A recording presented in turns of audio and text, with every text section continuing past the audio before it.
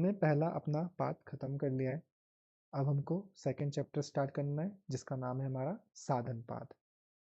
ठीक है, क्या हमारा स्टार्ट होगा? साधन पाद। तो साधन पाद में मुख्यतः इसमें साधन का वर्णन किया गया है। सूत्र नंबर 1 से पढ़ना स्टार्ट करेंगे। सबसे पहले हमको किसकी चर्चा मिल रही है इसमें? क्रिया योग की। सबसे पहले अपने दिमाग में बिठाओ कि दूसरे अध्याय का पहला सूत्र क्या है? क्रिया योग। क्या है? क्रिया योग। याद कर लो, दूसरे अध्याय का पहला सूत्र क्या है? क्रिया योग। क्रिया योग में 3 चीजें होती हैं आपकी। ठीक है, TSI, तप, स्वाध्याय, ईश्वर प्राणिधान। क्या क्या होता है आपका? तपः, स्वाध्याय, ईश्वर प्राणिधानानि क्रिया युक्तः। ठीक है, क्या क्या बोला आपको? तप, स्वाध्याय, ईश्वर प्राणिधानानि क्रिया योगः। यानी ये तीनों ही क्रिया योग हैं। इन तीनों के सामुच्चय को ही क्रिया योग कहा जाता है। बहुत बड़ा तो मैं क्या एक्सप्लेनेशन करूं इसमें। ठीक है, पर 3 चीजें बता रखी हैं। कौन कौन सी? तप, स्वाध्याय, ईश्वर प्राणिधानानि क्रिया योग। ठीक है, सब आपने सुना हुआ है वर्ड। तप मतलब क्या होता है? ठीक है, बोला तप, बोला धर्म आचरण करते हुए शीतोष्ण। शीतोष्ण मतलब शीत हो या उष्ण हो, मतलब सर्दी हो चाहे गर्मी हो, सुख दुख, चाहे आपको सुख की स्थिति आपके जीवन में या दुख की स्थिति आए, मान अपमान, किसी ने आपका सम्मान कर दिया, किसी ने आपका अपमान कर दिया, लाभ हानि, किसी चीज से आपको फायदा हुआ, किसी से कुछ नुकसान हुआ, आदि द्वंद्व। द्वंद्व मतलब ये दो परिस्थितियां, शीत और उष्ण, दो परिस्थितियां ना, पॉजिटिव नेगेटिव, सुख दुख सेम पॉजिटिव नेगेटिव, मान अपमान पॉजिटिव नेगेटिव, लाभ हानि पॉजिटिव नेगेटिव, आदि द्वंद्वों को सहन करना ही क्या कहलाता है? तप। तो तपो द्वंद्वान सहनम, क्या बोला? तपो द्वंद्वान सहनम, द्वंद्वों को सहना ही तप है। सह लेना, उस पर कोई प्रतिक्रिया ना करना, सह लेना, कैसी भी स्थिति आए, तो वो तप कहलाता है ना। हम लोग लिख देते ना कि भाई हम तो बहुत बड़े तपस्वी हैं, ये हैं वो हैं, हम लगता है ना, इंस्टाग्राम में नाम लिख देंगे, ये वाली तपस्विनी, ये वाली योगिनी, ऐसे करके, है ना, बहुत ऐसा होता है। तो पहले तो तपस्वी समझो कि क्या आप तपस्वी हैं? क्या ऐसा होता है कि सर्दी और गर्मी में ऐसा हो, भैया गर्मी हो रही है, भैया पंखा नहीं है यहाँ पर, है AC नहीं होगा, ऐसी तो हमारी स्थिति है ना। या सर्दी हो रही है तो यार कंबल वंबल नहीं है, आग जल जाता है ना, बॉन फायर हो जाता है यहाँ पे, तो मजा आ जाता है ना। तो कोई भी स्थिति हो, जो भी आपकी स्थिति से, जो आपके नेचुरल क्लाइमेट है, आपकी नेचुरल जो प्रकृति है, उससे विपरीत, चाहे वो अच्छी हो, एक्सट्रीम हैप्पीनेस हो, चाहे वो एक्सट्रीम दुख हो, कोई भी ऐसी स्थिति हो, पर आप उसमें कैसे हो? उसमें आप स्थिर चित्त वाले हो। आपके मन में कोई भी ऐसा विचार नहीं आता या कोई भी ऐसा प्रभाव नहीं पड़ता जिसकी वजह से आपका जो मन मस्तिष्क है उसके अंदर क्या हो, किसी प्रकार का विक्षोभ उत्पन्न हो। वो क्या कहलाता है? तप। इन सब चीजों को सह लेना ही क्या कहलाएगा? तप। दूसरा हो गया स्वाध्याय। तो बोला मोक्ष शास्त्र नाम अध्ययन, यानी मोक्ष रूपी जो शास्त्र है, स्वाध्याय, मोक्ष शास्त्रों का अध्ययन या अध्यापन। ठीक है, जो भी मोक्ष के शास्त्र हैं, यदि आपको लगता है मोक्ष रूपी शास्त्र में दर्शन आते हैं तो दर्शन, अगर आपको लगता है कि ज्ञान का निर्धारित उपनिषद आते हैं उपनिषद, वेद लगते हैं तो वेद, पुराण लगते हैं तो पुराण, ऐसे शास्त्र जिसमें मोक्ष के बारे में वर्णन किया गया है, मोक्ष की विधियां बता रखी हैं, उनका अध्ययन या अध्यापन, उनका पठन पाठन, पढ़ना और पढ़ाना, एक तो ये, वो क्या कहलाएगा? हमारा स्वाध्याय। दूसरा, ओम तथा अन्य गायत्री आदि मंत्रों का अर्थ सहित जप करना, है ना। प्रणव आदि पवित्राणाम जपः, क्या बोला गया यहाँ पे? प्रणव आदि पवित्राणाम जपः। प्रणव अर्थात ओम, आदि, आदि मतलब और, जो पवित्र मंत्र हैं, जो भी आपको ऐसे मंत्र लगते हैं जो पवित्र हैं, चाहे वो गायत्री मंत्र हो, ओम मंत्र हो, सरस्वती मंत्र हो, जो भी मंत्र आपको लगता है कि ऐसे पवित्र मंत्र हैं, उनका अर्थ सहित जप करना ही क्या कहलाता है आपका? आपका कहलाता है स्वाध्याय। याद रहेगा, क्या कहलाता है? स्वाध्याय। ठीक है, लास्ट हो गया ईश्वर प्रणिधान। ईश्वर प्रणिधान मैंने समझा रखा है आप लोगों को, है ना। आया इससे पहले ईश्वर प्रणिधान का वर्णन आया कहीं पे, है ना। कहाँ पर आया ईश्वर प्रणिधान का वर्णन? कि क्या कोई और उपाय है समाधि का? तो क्या बोला था? ईश्वर प्रणिधान द्वा। तो वहां पर मैं ईश्वर प्रणिधान समाज बता चुका हूँ कि मानसिक, वाचिक और शारीरिक सभी क्रियाओं को परम गुरु ईश्वर के प्रति समर्पित करना तथा उनसे शुभ कर्मों का कोई लौकिक फल ना चाहना, यही सब क्या है? क्रिया योग है ना। मैंने बताया था ना कि सर्व क्रियाणाम परम गुरावर्पणम और तत्फलम संन्यासः। ये जो हमारी चीजें हैं, ये क्या बोला गया हमको? ये सब हमको क्या बोला गया है? क्रिया योग। इन तीनों का सामुच्चय ही क्रिया योग कहलाता है। याद रहेगा? पक्का? तो क्या बोला हमने? TSI, तब स्वाध्याय ईश्वर प्रणिधानानि क्रिया योग। ये तो मुझे लगता है हाथों हाथ याद रहना चाहिए, मुश्किल तो नहीं है पक्का? तब स्वाध्याय ईश्वर प्राणिधानानि क्रिया योग। मन में रिपीट करो, तब स्वाध्याय ईश्वर प्राणिधानानि क्रिया योग। ठीक है, तब स्वाध्याय ईश्वर प्राणिधानानि क्रिया योग, अर्थात ये तीनों क्रिया योग हैं। तब का मतलब है द्वंद्वों को सहना। स्वाध्याय का अर्थ है कि मोक्ष शास्त्रों का अध्ययन या फिर प्रणव आदि पवित्र मंत्रों का जप, और जप कैसे? अर्थ के साथ हमेशा। और तीसरा हमको बोला ईश्वर प्रार्थना का अर्थ है कि सभी क्रियाओं को अपने परम गुरु को अर्पित करना, यानी इष्ट को समर्पित कर देना, और उनके किसी भी लौकिक फल की चाह ना रखना। तो ये हो गया हमारा क्या? क्रिया योग। अब जब हमने समाधि पाठ जब हम पढ़ रहे थे, तो उसमें हमने ईश्वर प्रणिधान क्यों किया था? क्यों किया था ईश्वर प्रणिधान?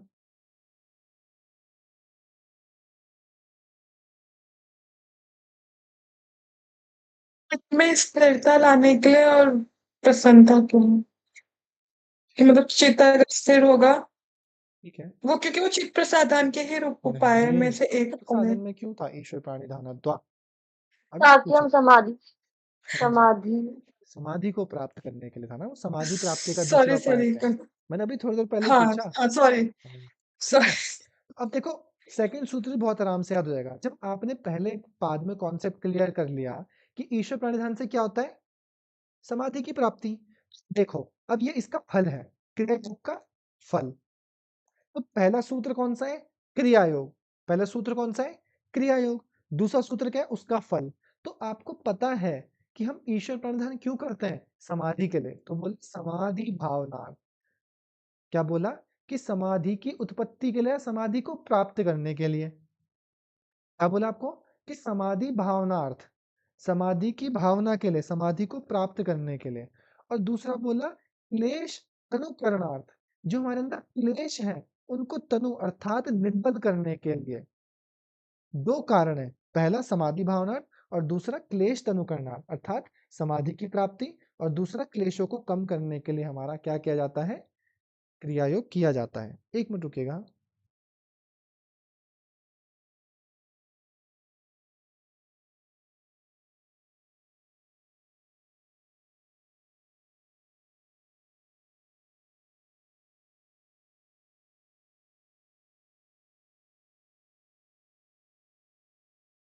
ठीक है, क्या बोला मैंने? समाधि भावनार्थ, क्लेश तनुकरणार्थ, अर्थात समाधि की भावना उत्पन्न होगी या समाधि रूपी फल प्राप्त होगा, और दूसरा क्लेश निर्बल हो जाएंगे या कमजोर हो जाएंगे। ये दो इसके फायदे हैं। समझ में आया? क्या बोला मैंने? समाधि की प्राप्ति और क्लेशों का कमजोर हो जाना, निर्बल हो जाना। यदि आप क्रिया योग करते हो तो क्रिया योग से दो चीजों की प्राप्ति होती है। पहला, समाधि की उत्पत्ति के लिए, ताकि समाधि उत्पन्न हो हमारे अंदर, है ना? क्या हो? समाधि उत्पन्न, यानी समाधि भावनार्थ। किस चीज को प्राप्त करने की भावना है? तो समाधि भावनार्थ। और दूसरा क्लेश तनुकरणार्थ, यानी क्लेशों को तनु करने के लिए इसका क्या किया जाता है? ये इसका फल है। ठीक है, ये देखो लिखा है ना, वह क्रिया समाधि की उत्पत्ति और अविद्या आदि क्लेशों को निर्बल करने के लिए है। क्यों है? क्यों करना है हमको? समाधि को प्राप्त करने के लिए और क्लेशों को तनु करने के लिए। क्या करने के लिए? तनु, याद रखना ये वर्ड। क्लेशों को क्या करने का? तनु करने के लिए। तनु मतलब होता है कमजोर, छोटा, क्षीण, निर्बल, उसको बोलते हैं। ठीक है, क्या क्या बोला हमने? बताओ, पहला सूत्र क्या बोलता है?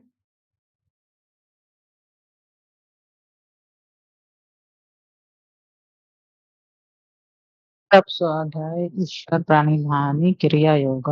हाँ, अर्थात आपका तप, स्वाध्याय और ईश्वर प्रणिधान, ये तीनों क्या है?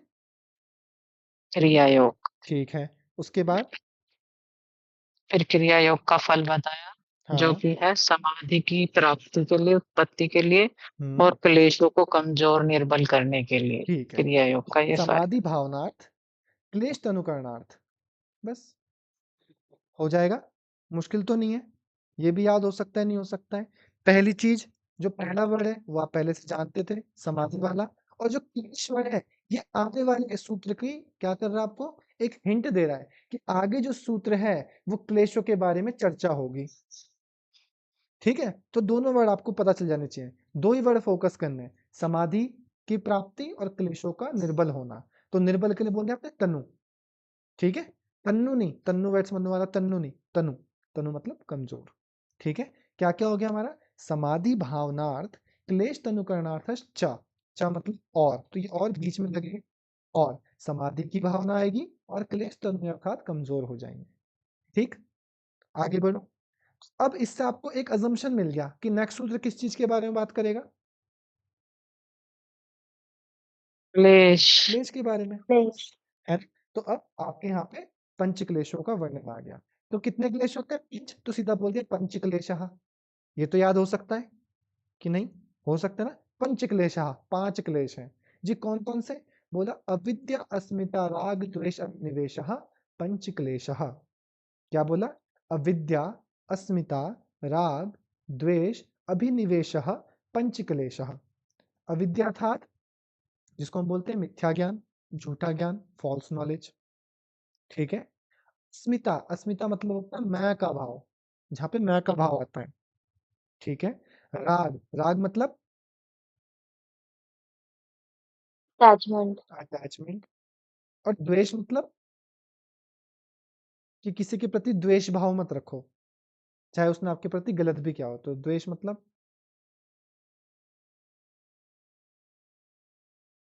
किसी को हेट करना। हेट, हेट कह सकते हैं, है ना, या किसी के प्रति कोई भी नकारात्मक भाव, द्वेष, हेट, हेट्रेड। और अभिनिवेश मतलब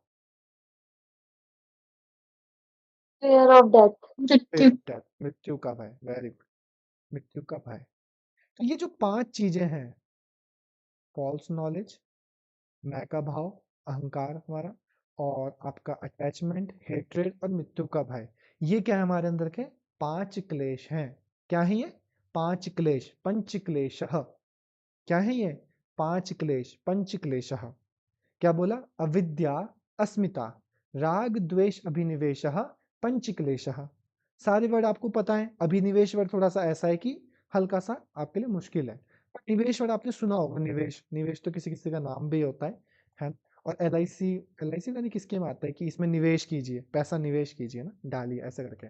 तो अभिनिवेश मतलब अभिनिवेश करो, ऐसे। तो अपने दिमाग में कॉन्सेप्ट आप तैयार कर सकते हो ऐसे याद करने के लिए। ठीक है, तीन सूत्र, तीन सूत्र याद हो सकते हैं अभी हाथों हाथ। पहला क्या है, तीन चीजें, TSI अर्थात तप, स्वाध्याय, ईश्वर प्राणिधानानि क्रिया योग। ठीक है, अब आपको पता है कि क्रिया योग कर रहे हैं तो क्यों कर रहे हैं, हमारा पहले स्टार्टिंग से पर्पस क्या है, किस चीज को प्राप्त करना, जिस समाधि भावना, समाधि की प्राप्ति हो। और एक चीज और होगा जिससे हमारा नेक्स्ट सूत्र के लिए हमें हिंट मिलेगा, क्या, क्लेश तनुकरणार्थ, यानी क्लेश कमजोर हो जाए। अब यहाँ से आपको मिल गया क्लेश, क्लेश वर्ड को हमें आगे थर्ड सूत्र में एक्सप्लेन करना है। तो जी क्लेश कितने, पांच, तो पंच क्लेशः, ये आपको याद है कि पांच क्लेश हैं जी। कौन कौन से हैं, तो नाम जोड़ दो, अविद्या अस्मिता राग द्वेष अभिनिवेशः पंच क्लेशः। बस ये तीन सूत्र तो मुझे लगता है आप हाथों हाथ याद करके जा सकते हो अभी के अभी, कोई बिना किसी दिक्कत परेशानी के।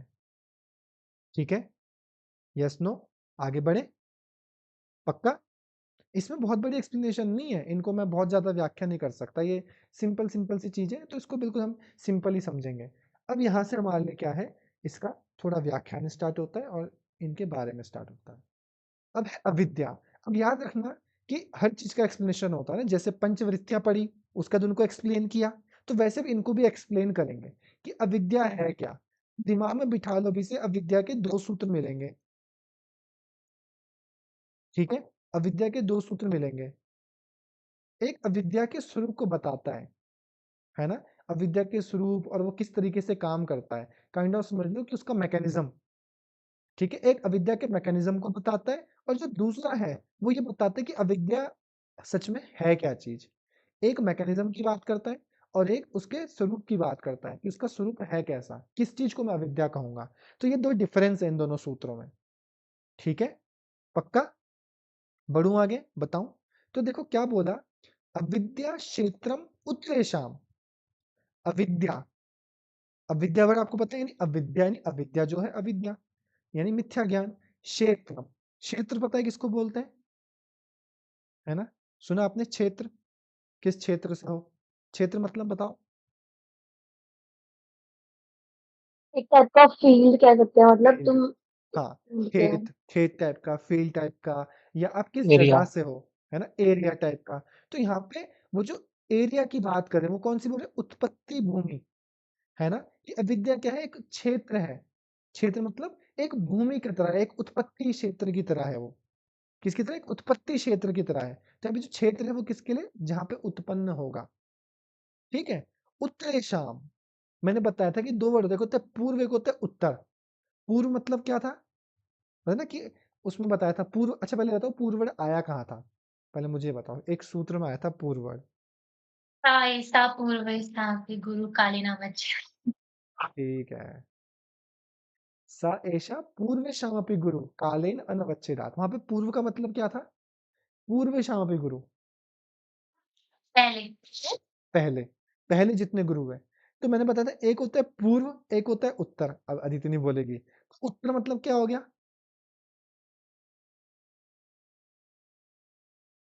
बाद में ज्ञान। हाँ हाँ, क्या बोला आपने? पूजा जी क्या बोला आपने? सर मैंने ज्ञान बोला, नॉलेज। ज्ञान, ओ नहीं, राजनारायण जी से बोल रहे हैं कि उत्तर मतलब बाद में, पूर्व मतलब पहले, उत्तर मतलब बाद में। मुझे याद है मैंने यहाँ पे समझाया था, पूर्व मीमांसा और उत्तर मीमांसा भी समझाया था मैंने, जिनको याद होगा। मैंने बताया था ना कि वेदांत जो है उसको दो भागों में बांटा जाता है, एक मीमांसा और एक हाँ, वेदांत, है ना? एक को बोलते हैं पूर्व मीमांसा, एक को बोलते हैं उत्तर मीमांसा। एक ज्ञान कांड पे है, कर्म कांड पे है।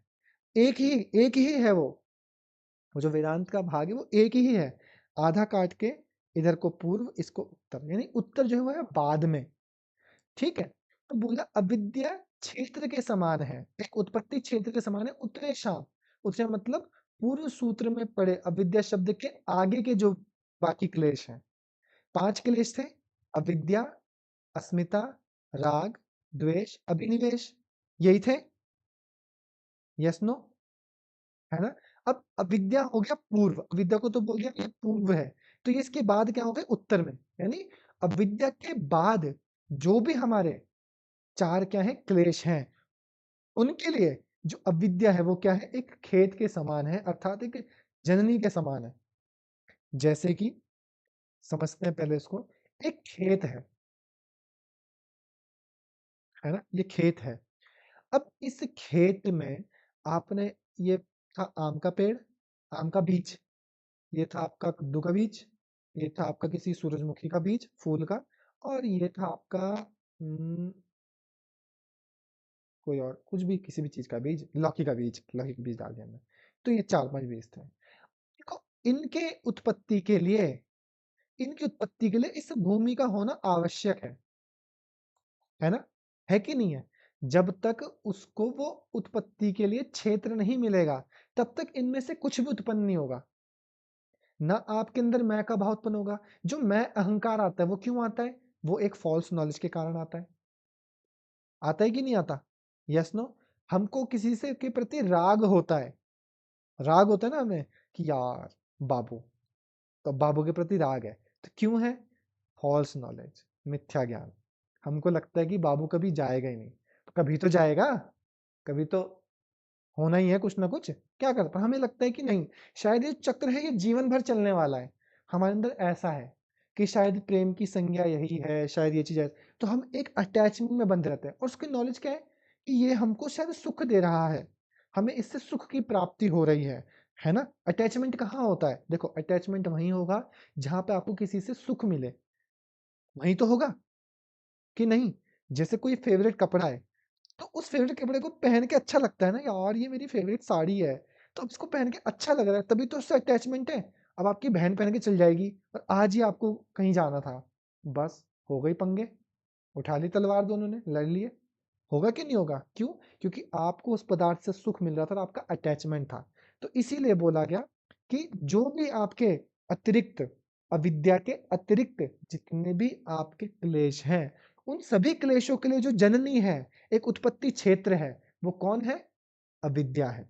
अविद्या क्षेत्रम उत्तरेषाम, अविद्या क्षेत्र है किन के लिए? उत्तरेषाम, अविद्या के अतिरिक्त, उत्तर मतलब बाद में, अविद्या के बाद जो आपको 4 और वो बताए गए क्लेश, उनके लिए जो अविद्या है वो एक क्षेत्र के समान है, वही सबको उत्पन्न करती है। अगर अविद्या ना हो ना, इनमें से कुछ भी उत्पन्न ना हो, समझ लो, अविद्या नहीं होगी तो कुछ भी उत्पन्न नहीं होगा। अब द्वेष किसी के प्रति होता है, मुझे पूजा जी के प्रति द्वेष हो गया, क्यों? पूजा जी ने मुझे कुछ कह दिया।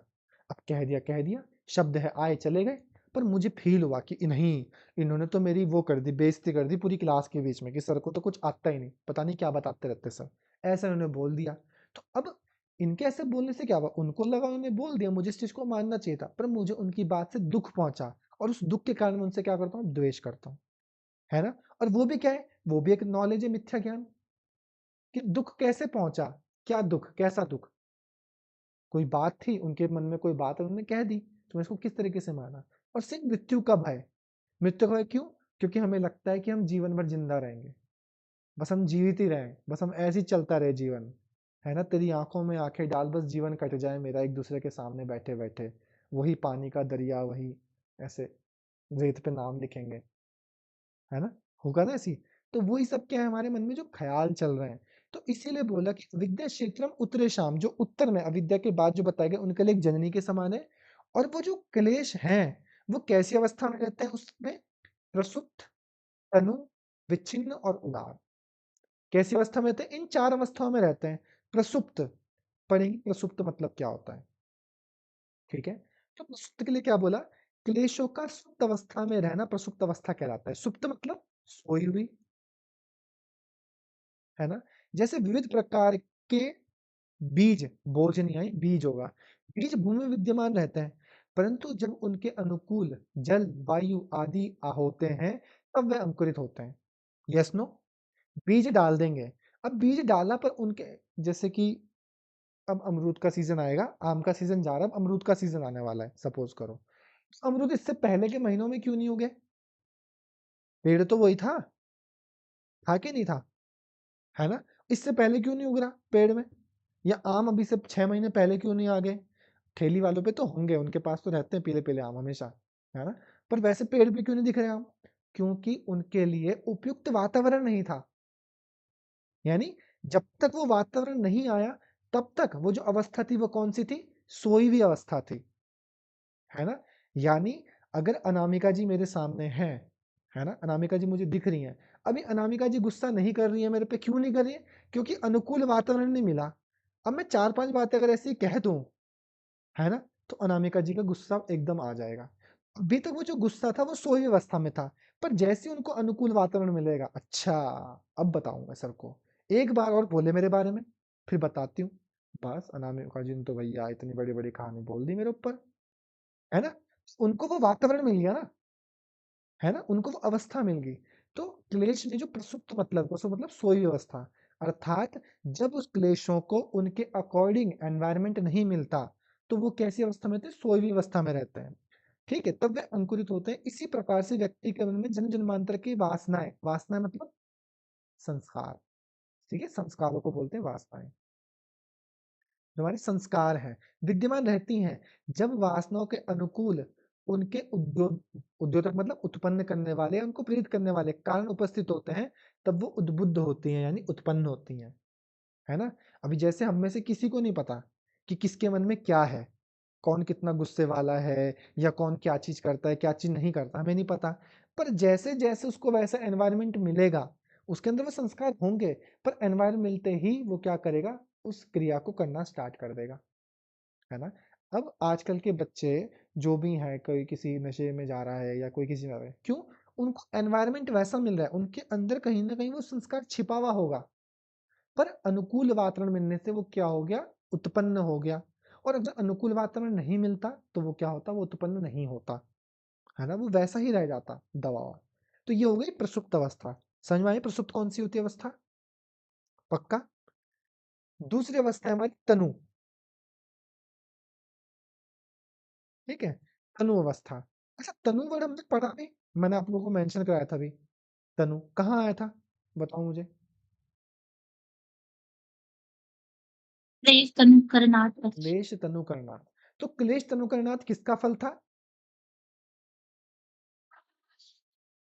किस चीज का क्रिया फल है? योग क्रिया योग क्रिया का। योग बस हम्म, देखो आपके माइंड में सेट हो गया पूरा कॉन्सेप्ट। तो तनु कब होगा? जब क्लेश सूक्ष्म रूप से रहते हैं तब तनु कहलाते हैं। सूक्ष्म रूप से हैं एग्जिस्ट करते हैं पर सूक्ष्म रूप से हैं। क्रिया योग के द्वारा क्लेश निर्बल हो जाते हैं। वे साधक के मन में विषय भोग और विशेष उत्तेजना उत्पन्न नहीं करते। इस स्थिति को तनु कहते हैं। यानी जब हम क्रिया योग में प्रवृत्त रहते हैं, जब आप तप में हो, जब आप स्वाध्याय कर रहे हो या ईश्वर प्राणिधान कर रहे हो, है ना, जब आप क्रिया योग में लगे हुए हो, तब आपके अंदर क्लेश तो हैं पर अभी क्या हो रहे हैं, वो प्रबुद्ध नहीं हो रहे हैं, वो उत्पन्न नहीं हो रहे हैं। उस क्रिया योग के माध्यम से वो दबे हुए हैं।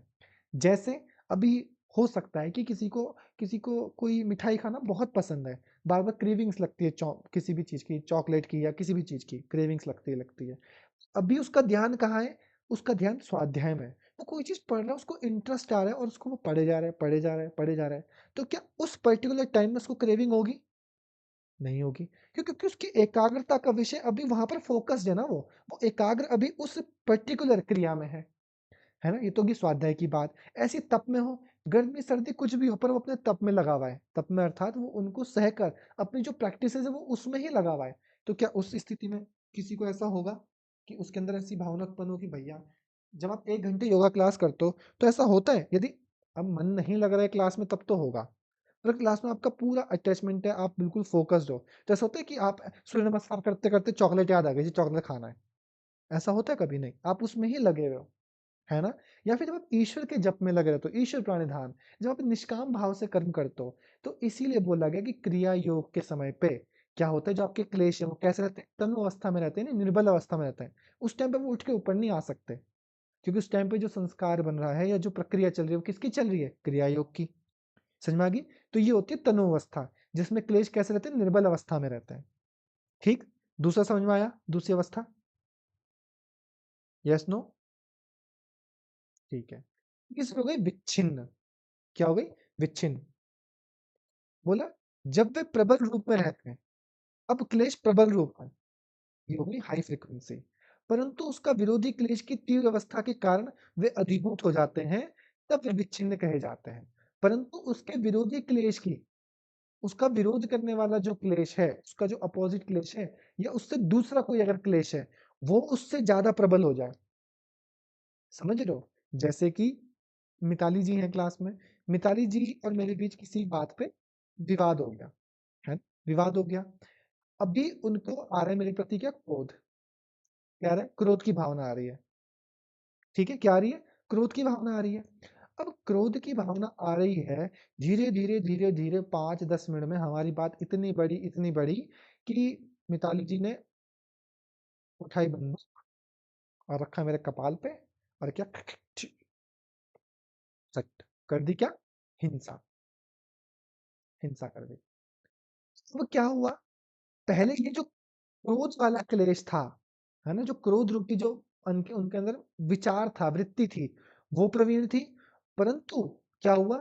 जैसे ही ये प्रवृत्ति उत्पन्न हुई, ये क्रोध दब गया और क्रोध से प्रबल स्थिति जो थी दूसरी हिंसा की, वो उसके ऊपर आ गई। समझ रहे हो? पहले एक भाव बना हुआ था, पर एक भाव से ऊपर किसी और भाव का बढ़ जाना, तो ये कौन सी अवस्था कहलाती है आपकी? ये कहलाती है आपकी विच्छिन्न अवस्था। कौन सी कहलाती है? विच्छिन्न अवस्था। विरोधी क्लेश तीव्र अवस्था के कारण अधिभूत हो जाता है ना। तो क्या होता है?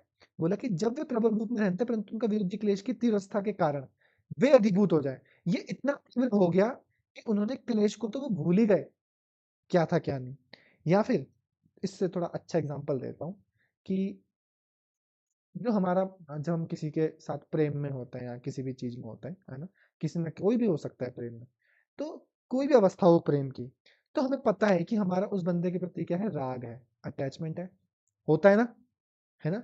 पर कभी कभी वो हमारे पक्ष की बात नहीं करता, नहीं करता ना, है ना। तो उस टाइम पे क्या आता है? उस टाइम पे जो उत्पन्न होता है क्या? द्वेष। सुन क्यों नहीं रहा? इसको सुनना चाहिए ना मेरी बात, है ना। अभी ये कुछ ना बोले, बस ये मेरी बात सुने, चुपचाप होके मेरी बात सुने, पर नहीं, मेरे को इस टाइम पे चाहिए इमोशनल सपोर्ट। पर ये फिर बोल रहा नहीं, हर चीज में सुधर जाएगा। अच्छा, सुधर तो जाएगा ही, पर मेरी बात तुम सुनो। I need your emotional emotional support. But तुम दे रहे हो लॉजिकल रीजनिंग हर चीज पे कि नहीं, ये काम ऐसे भी हो सकता है। नहीं नहीं नहीं नहीं, तो उस टाइम पे क्या हो गया, आपके अंदर राग की भावना थी, अटैचमेंट था, पर द्वेष इतना बढ़ गया कि आप राग को भूल गए, या राग उस द्वेष के सामने दब गया। हुआ कि नहीं हुआ? तो ये जो अवस्था है, यानी एक क्लेश के बढ़ने पर उससे पहला जो क्लेश था उसका दब जाना ही आपका विच्छिन्न अवस्था कहलाता है। क्या कहलाता है? विच्छिन्न अवस्था। होता है कि नहीं होता? फिर हम बोलते हैं कि जहाँ प्रेम है वहां पे तो लड़ाई होना जरूरी है। वैसे जरूरी थोड़ी है कि लड़ाई होना जरूरी है ना? लड़ाई थोड़ी करनी है। क्यों करनी है? लड़ाई तब होती है जब समझ नहीं होती, जब हमारे अंदर समझ नहीं होते, हम समझते नहीं, जब हमारे अंदर एक्सेप्टेंस नहीं होती कि सामने वाला क्या और हम क्या। जब हम एक भाव से देखेंगे ना दोनों को, दृष्टा भाव से, तो ये लड़ाइयाँ वड़ाइयाँ नहीं होंगी। ठीक है, पर क्या करें, मजा तो आता ही लड़ने में ना, लड़ना चाहिए थोड़ा बहुत। ठीक है, ये हो गई विच्छिन्न अवस्था। लास्ट हो गई उदार। चौथी कौन सी? उदार। यानी जब क्लेश तीव्र रूप से प्रवृत्त होता है, जब क्लेश तीव्र रूप से प्रवृत्त होता है तब उसको उदार कहा जाता है। अब क्लेश बिल्कुल ऊपर ही बढ़ गया ना जी, बात आ गई किस पे? ब्रेकअप। अब तो ब्रेकअप ही चाहिए, तुमने मेरी बात सुनी नहीं, अब तो मैं करूंगी तुमसे ब्रेकअप, तू देखियो, तू मुझे कोर्ट में मिल। अब क्या हो गया, वो जो क्लेश था वो कहाँ पहुंच गया? बिल्कुल तीव्र अवस्था में पहुंच गया। कहाँ पहुंच गया? बिल्कुल तीव्र अवस्था में पहुंच गया।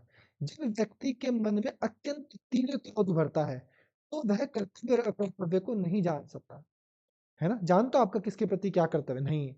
उस टाइम तो आप क्रोध के प्रति ऐसे वशीभूत हो गए हो कि आपकी आंखों पे चढ़ गई क्या? पट्टी। तो बोले नहीं, मैं ही सही हूं, ये समझ नहीं रहा मेरी बात, मैं 100% सही हूं। तो क्या होता है कि आप अपने कर्तव्य और अकर्तव्य को नहीं जान पाते। यह क्लेश की क्या है? उदार अवस्था। उदार मतलब चरम अवस्था, हाई पीक, हाई फ्रीक्वेंसी। समझ रहे हो? तो ये क्या होगा? इसी प्रकार से अस्मिता, राग, अभिनिवेश, क्लेशों के विषय में भी जान लेना चाहिए। जैसे ये हमको बताएगा ना, ऐसे आप सब चीज को जान लो कि राग भी ऐसा ही है कि एक भाव बढ़ने से दूसरा भाव जब बढ़ता है तो मैं किसी पे इतना अटैचमेंट किसी पे इतनी हायर लेवल की होगी, भैया नहीं शादी करूंगा तुमसे करूंगा, बोली नहीं नहीं नहीं मैं तो करूंगा तुमसे करूंगा, तब भी वो क्या करता है? कुछ ना कुछ अननेसेसरी हरकत करता है। होते कि नहीं होते? ऐसे भी साइको होते हैं कुछ लोग, है ना। किसी को द्वेष हो गया, किसी को तो इतना द्वेष, इतना द्वेष है कि ना जी इसको तो मैं मारूंगा, मुझे रास्ते में मिल जाए, तो द्वेष किसी का इतना बढ़ गया। किसी को तो मृत्यु का भय इतना इतना, वो कोई कोई एक्टिविटी नहीं कर पा रहा, मैं नहीं चलाऊंगी एक्टिवा, मेरे से तो नहीं चलाई जाएगी, मैं एक बार गिर, तो वो कर ही नहीं पा रहा उस एक्टिविटी को। वो मृत्यु का भय, वो जो डर है वो ऐसे बना हुआ है कि नहीं है? तो ऐसे ही आपको सभी अवस्थाओं में समझना चाहिए। पर इन चारों के प्रति, इन चारों के से आगे जो हमारे महर्षि व्यास जी वो एक और अवस्था बताते हैं जिसका वर्णन सूत्र में तो नहीं है पर व्याख्या मिलता है, उसको बोलते हैं दग्ध बीज भाव। दग्ध बीज अर्थात भुने हुए बीज के समान। यानी यह क्लेशों की पांचवी अवस्था है। कौन सी अवस्था? ये पांचवी अवस्था है। जैसे एक गेहूं के बीज को अग्नि में भून देने के पश्चात, एक गेहूं का बीज है, अब अलग अलग बीज समझ लो, किसी के पास, दीक्षा जी के पास कद्दू का बीज है, किसी पे सनफ्लावर सीड है ना, शिवम जी के पास आम का बीज है। अब इन्होंने क्या करा? चूल्हा था, चूल्हे में रख दिया, उसे जला दिया। अब जलाने के बाद गए खेत में, गड्ढा खोदा और डाल दिया उसे वहां पे, है ना। अब आया आम का सीजन, आया मौसम ठंडे ठंडे आम का, तो अब हो गए 10 साल, और शिवम भाई ऐसे तुम्हें पता आम आने वाला है, तो क्या आम उत्पन्न भी होगा?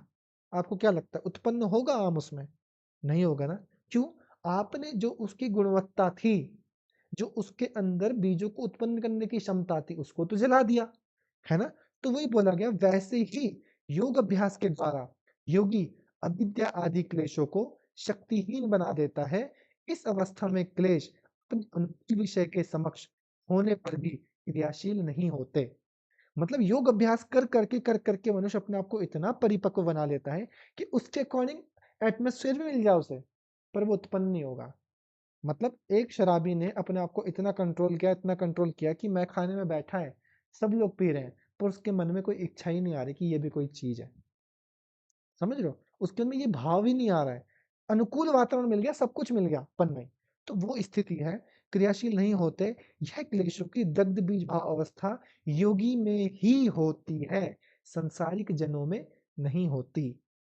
समझ रहे हो? योगी में ही होती है ये, सांसारिक जनों में नहीं होती। तो जो भी आपको लगता है कि किसी को लगता है कि हम इंटरनेशनल योगी हैं या योगिनी हैं, पहले देख लेते हैं कि दग्ध बीज भाव है कि नहीं है।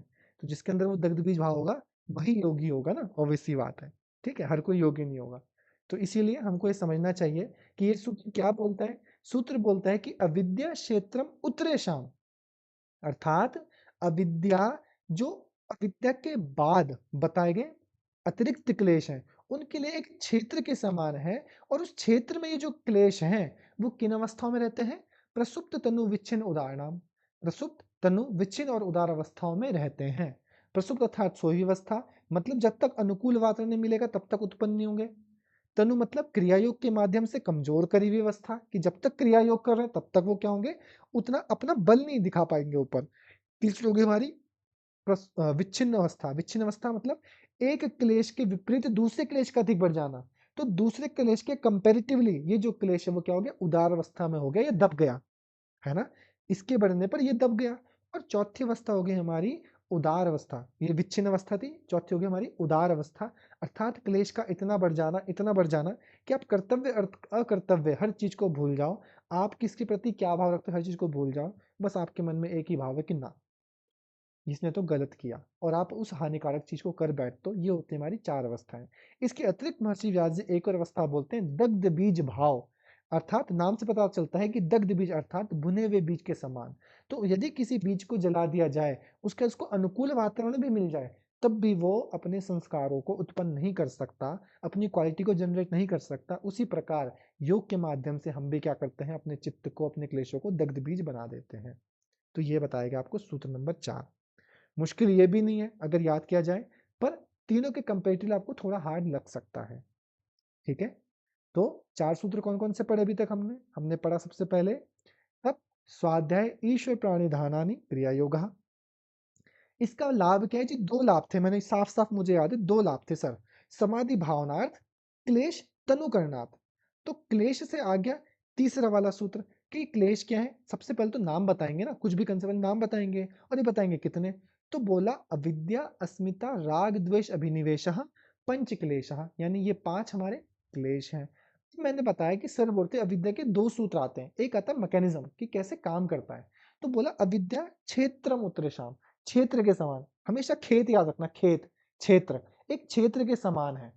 किनके लिए? उत्तरेषाम, जो बाद में बताए गए। तो अविद्या क्षेत्रम उत्तरेषाम, और उसमें कैसे रहते हैं जी? 4 अवस्थाएं थी, सोई हुई, सुप्त, प्रसुप्त। ठीक है, दूसरी होगी तनु, तनु तो वर्ड हमको ऊपर बताया था। तीसरी होगी विच्छिन्न, और चौथी होगी उदार। तो ये 4 अवस्थाओं में रहते हैं। समझ में आया? पक्का? किसी को यहाँ पे कोई प्रश्न नहीं है तो थोड़ा पानी पियो, देन हम 2 मिनट में आगे क्लास कंटिन्यू करते हैं।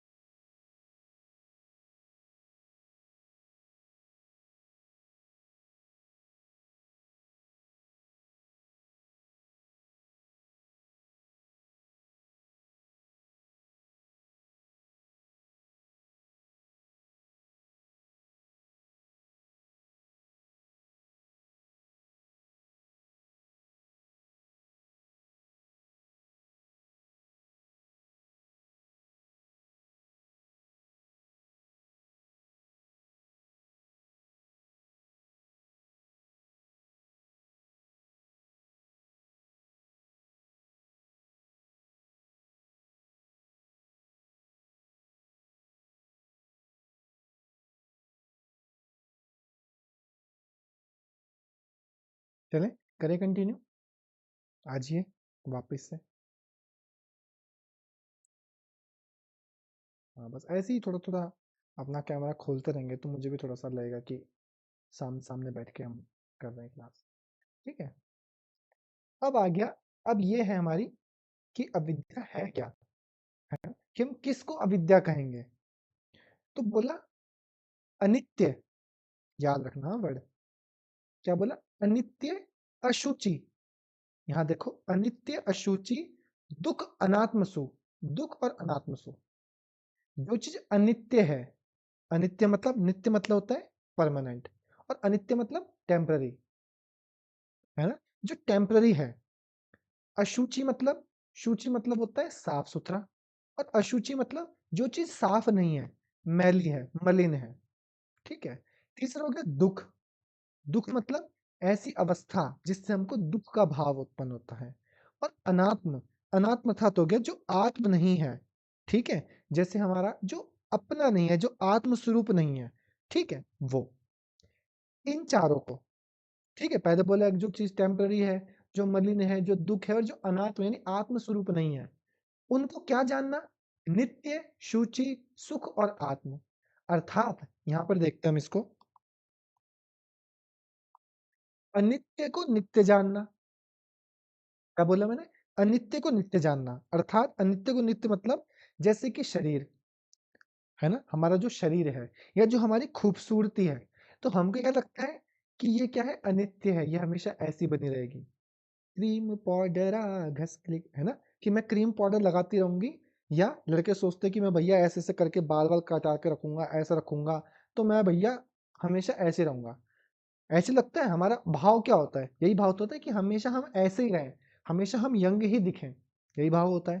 पर ये क्या है, ये अनित्य है, अर्थात ये टेम्पररी है, ये नित्य नहीं है ना, ये परिवर्तनशील है, ये बदलेगा ही बदलेगा, सेल्स छोड़ेंगे ही छोड़ेंगे, है ना, डेड सेल्स खत्म होंगे, ऐसे ही जो टेलोमेर कैप है वो निकलती रहेगी और आपका शरीर परिवर्तित होता रहेगा, जरा में पहुंचता रहेगा।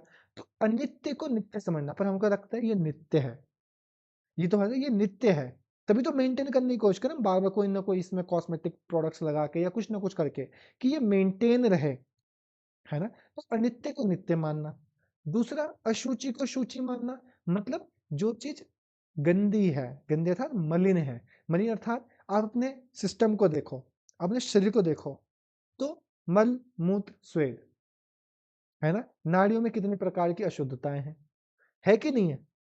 इसी इसी स्टमक में ही वही भोजन, फिर वही जाके हमारा हमारा बाउल्स बनता है, वो स्टूल बनता है, वही सब चीज शरीर में, स्वेट भी शरीर से आता है ना, मल मूत्र स्वेद सब भी शरीर से आता है। ये क्या है, ये है अशुचि, मतलब ये शुद्ध नहीं है, पर हम क्यों कर रखते हैं, शुद्ध है, बढ़िया है, मैं आज नहा लिया तो मतलब मैं ऐसा हो गया कि बिल्कुल मैं ही हो गया स्फटिक मणि, आज मैं ही चमकूंगा, है ना। तो ये भाव जो आता है, यानी अशुचि को शुचि मानना। दूसरा दुख को सुख मानना, दुख को सुख मानना अर्थात कि ये जो जीवन है, या जैसे हम सर क्या बोलते थे कि यत्र एक संबंधः तत्र एक दुखः, कि जहां एक संबंध उत्पन्न होता है वहां एक दुख उत्पन्न हो जाता है। यत्र एक संबंधः तत्र एक दुखः, कि जहां पर एक संबंध आपने खड़ा किया, आपने बोला कि ये तो मेरा मित्र है, तो जैसे ही आपने वो संबंध बनाया वहां एक दुख खड़ा हो जाएगा। कैसा दुख, अब कल वो मित्र आपको किसी और के साथ दिख गया, मैं तो तुझको बेस्ट फ्रेंड मानती थी, है, और तूने इतना भी नहीं सोचा, मैं वहां पर अकेले तेरा इंतजार कर रही थी। अब भाई हर किसी का अपना जीवन है ना। अब ऐसा थोड़ी है कि भाई सुबह उठ के सबसे पहले बेस्ट फ्रेंड का मुंह देखेगी, ऐसा थोड़ी है, मन क्या चली गई, या जरूरी था चली गई। पर नहीं, हमको क्या लगता है कि ये जो चीज है, हम ये जो दुखमयी चीज है, पर हम इसको क्या मानते हैं, सुख मानते हुए चलते हैं कि इससे शायद मुझे सुख की प्राप्ति होगी। और चौथा हो गया अनात्म, अनात्म को आत्म मतलब जो नॉन सेल्फ है, जो हमारे सेल्फ की चीज नहीं है, हमारी नहीं है, हम उसको अपना मानते हुए चलते हैं, चाहे ये शरीर हो गया या ये संसार हो गया, ये भोग की जितनी चीजें हो गई, हमको लगता है कि हमारा है। अच्छा है क्या आपका, ये शरीर तक आपका नहीं है ना, ये भी छोड़ के चला जाएगा। तो आप ये जो मटेरियलिस्टिक चीजें खड़ी कर रहे हो एक के बाद एक, क्या ये आपका है, नहीं। तो यही चीज बोली गई कि अनित्य अशुचि दुख अनात्म सुख, जो चीज अनित्य है उसको नित्य मानना, जो चीज अशुचि है यानी बुरी है या गंदी है उसको शुचि मानना, जो दुख है उसको सुख समझना, और जो अनात्म है, नॉन सेल्फ है, उसको सेल्फ समझना ख्याति, अर्थात इस चीज का जो ज्ञान है, इस चीज को जो जानना है, ख्याति अर्थात ज्ञान, इसको ऐसा ऐसा जो मानने का आपके अंदर ज्ञान उत्पन्न हो रहा है, वही अविद्या है और कुछ अविद्या नहीं है, यही अविद्या है। यानी जो भी चीज जैसी है उसके वास्तविक स्वरूप को ना ग्रहण करते हुए उसके अवास्तविक स्वरूप को मानना, यही तो कर रहे हो आप। जो चीज जैसी है, यदि आप शरीर को शरीर की तुलना में देखो कि यह शरीर है, पंच महाभूत है, कि इसका नष्ट होना जरूरी है, तो इससे आपको अटैचमेंट क्यों होगा, है ना? इससे आपको दुख क्यों होगा कि भाई जी इसमें तो ऐसा हो गया वैसा हो गया, है ना? इसका मतलब ये नहीं कि केयरलेस हो जाओ, केयरलेस होना एक अलग चीज है ना? पर आपको उसके अपने स्वास्थ्य की कामना तो रखनी क्यों, क्योंकि ये साधन है, इसको आपको साधन की तरह उपयोग करना है, काहे के लिए, मोक्ष के मार्ग के लिए, है ना? ये आत्म मेरा थोड़ी है, ये शरीर आपका ही है क्या शरीर? नहीं, ये तो चला जाएगा, कल छूट जाना है। कितनी भी कोशिश कर लो, आप पे कोई तरीका नहीं है जिससे आप इसको बांध सको। अगर इसने जाना है तो जाना ही है। तो यही जो ज्ञान है वो क्या कहलाता है? अविद्या कहलाता है। क्या कहलाता है? अविद्या। समझ में आया? अनित्य को नित्य जानना, अशुचि को शुचि जानना, दुख को सुख जानना और अनात्म को आत्म जानना। देखो हर एक वर्ड का अपोजिट वर्ड है, तो दूसरे वर्ड याद करना मुश्किल नहीं है। स्टार्टिंग के जो चारों वर्ड है वो अ वाले हैं, मतलब 3 वर्ड जो है अ वाले हैं। अनित्य, अशुचि, दुख, अनात्मशु। सबसे आ हटा दिया, नित्य, शुचि, सुख, आत्म, ख्याति, ख्याति अर्थात ज्ञान, मतलब ऐसा ऐसा ज्ञान होना ही अविद्या। यही क्या है? हमारा अविद्या है और कुछ अविद्या नहीं है। ये सिंपल टर्म से आपकी अविद्या कहलाती है। समझ रहे हो? तो हमको लगता है कि हमारे अंदर अविद्या नहीं है, तो नहीं, हमारे अंदर अविद्या है कि नहीं है? हर कोई बंधा हुआ है ना विद्या से। तो जब हमारे अंदर क्लेश विद्यमान है, तो हमने क्या योग किया, हमने क्या अपने अंदर से हटाया इतने सालों में, है ना? कुछ भी नहीं। तो हमको हटाना है, हमें वो चीज को जानना है, एक्सेप्ट करना। सबसे पहले देखो परिवर्तन तभी होगा जब एक्सेप्ट करोगे कि परिवर्तन करना जरूरी है। तो सबसे पहले एक्सेप्ट करना है चीजों को कि हाँ ये चीज है, ठीक है? तो ये क्या था हमारा, ये अविद्या के बारे में बताया। इससे पहले क्या था, एक मैकेनिज्म बता रहे थे कि कैसे काम करता है और क्या क्या चीजें हैं। तो बोला अविद्या क्षेत्रम उत्तरेशाम प्रसुप्तनु विच्छिन्न उदाहरणम। यहाँ बोला अनित्य अशुचि दुख अनात्मशु, नित्य शुचि सुख आत्म ख्याति अविद्या। अर्थात अनित्य को नित्य मानना, अशुचि को शुचि मानना, दुख को सुख मानना और अनात्म जो नॉन सेल्फ है उसको सेल्फ मानना ही हमारा क्या है? अविद्या है। समझ में आया? पक्का? Yes no? है ना? संजना जी, नैन्सी जी, ज्योति जी, शिवम सर, सबको समझ में आया क्या क्या चीजें घटित हुई यहाँ पे भी? पक्का?